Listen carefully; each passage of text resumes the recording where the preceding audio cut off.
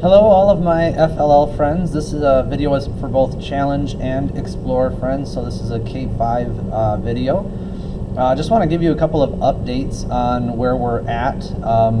I just got the word from administration that we are not going to be allowed to host a competition here at Gull Lake, which is probably the right decision. I was disappointed to hear it, of course, but at the same time,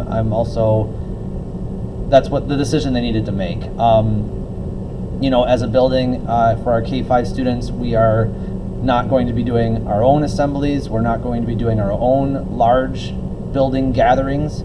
And so this idea of not only having our own kids in a large gathering, but also kids from other schools in that same gathering, when we're not even allowing it during our school day, it didn't make a lot of sense to then allow it after school hours for a competition. So I want to honor that decision and say that that's probably the right decision at this point. So it kind of brought me to the question of what are we going to do for a competition? And right now, I apologize, but I don't have that answer.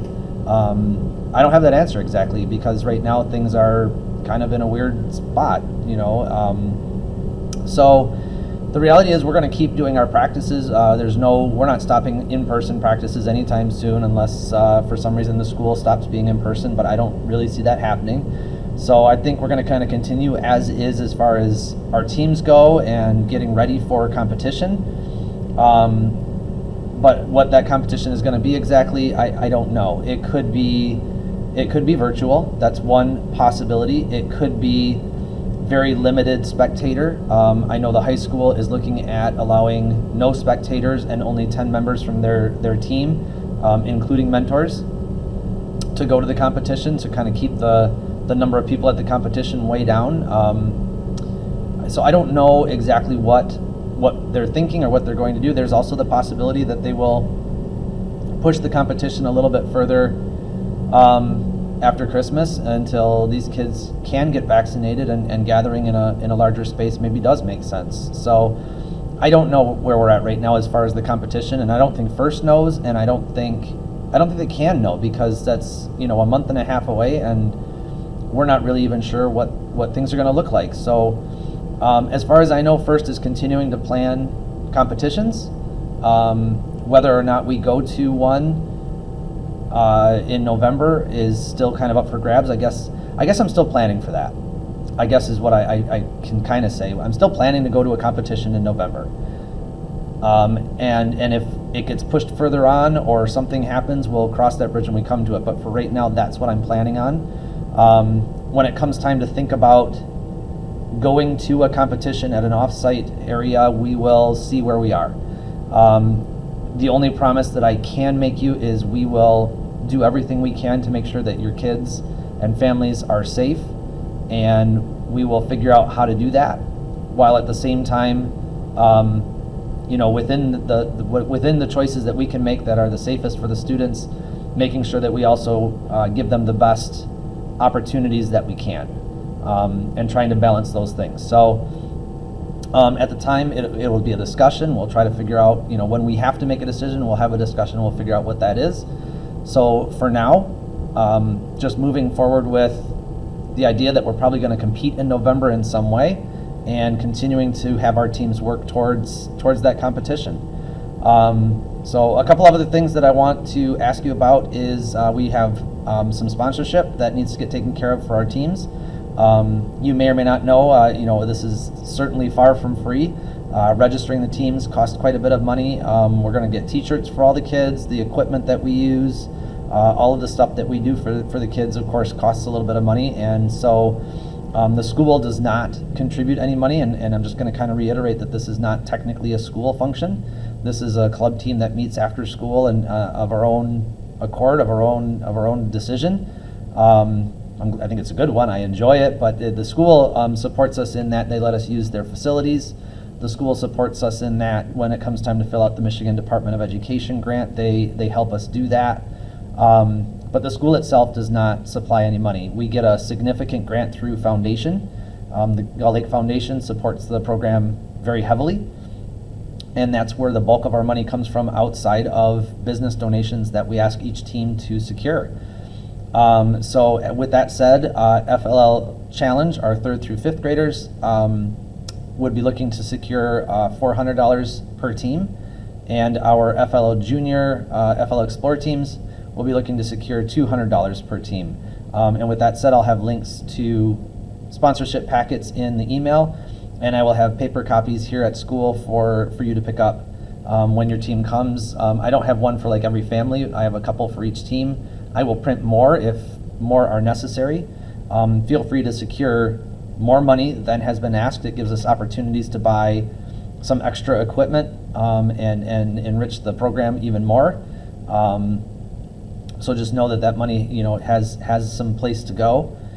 So yeah, if you have questions about that, please let me know. The idea of this of sponsorship is to help the kids connect with the community, help the kids connect with businesses. That's always been kind of First's kind of prerogative with a lot of community outreach is a big part of what First is about. So ideally, the kids will have some part in asking these companies for some money, whether it's delivering the packet and dropping it off, whether it's talking with somebody when they get there, whatever makes sense for you and your team. But I am asking for each team to kind of reach out to a couple of businesses and see if we can kind of secure that funding. So if you have questions about that or need some guidance, please let me know. And then I also want to talk about getting your students registered on the First website. To register your child on the First website, if you've registered in the past, they might already be signed into here. If it's brand new, it still looks about the same. You're going to go to firstinspires.org and then log in. If you've logged in before, try to use the same login as last time. If you're new, then hit register and create a user. Obviously, yours won't look exactly like mine, but what you're looking for is this parent, guardian, youth button right here. And if you've registered a child before, they'll be listed there. If you haven't registered your child before, you're just going to click add a youth. And you're going to fill in the information when the form comes. Kind of the biggest thing you're going to need to know is your team's number. I have that in the email, so make sure you've got that with you. It's like a 5-digit number that connects with the team, and then you're going to want to know, you might need to know the team name as well, but for the most part, the team number is how most teams are recognized. If you are a young 5s through 2nd grade student, you're going to click the green Lego League Explore. If you are a 3rd through 5th grade student, you're going to click the Lego Challenge, red, and register that student. And then listen carefully to this next part. If your child is, actually what's going to happen is your child has to be 1 year older, I think it is, than what they actually are. If you're a 3rd grader and you're trying to register in the Lego League Challenge season, it will tell you that your child is too young for that. They're not. And I've talked to First about this a number of times. And the only way to get around this is to lie about your child's age. And that's actually what we have to do. Long story short, Michigan does things a little different than the rest of the world does. And our kids are a little younger as they register for these, and First doesn't have a system to account for that. The same will happen for Lego League Explore. It will tell you have to register for Lego League Discovery, which you're not doing. We don't have that team. You're going to have to lie about your kid's age, make them 1 year or 2 older.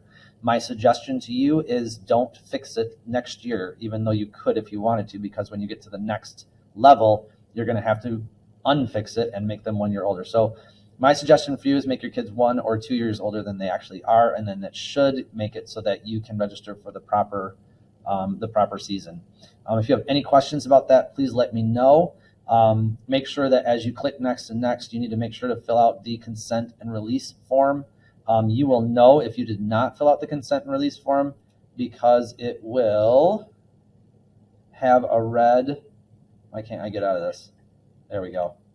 It'll have red numbers up here in the corner if you still have things to do. So what you want to kind of do is make sure to get rid of all the red numbers. You'll have them right up here. If you don't do the consent and release, it'll do it up here. Check with your coach. They can check to see if all of your information has been filled out. I will also be watching to make sure all the kids get registered. All students need to be registered on the website. and have the consent release form filled out to be able to participate in a competition. Thank you very much for doing that. And if you have any questions or have any issues with it, of course, let me know. Thank you.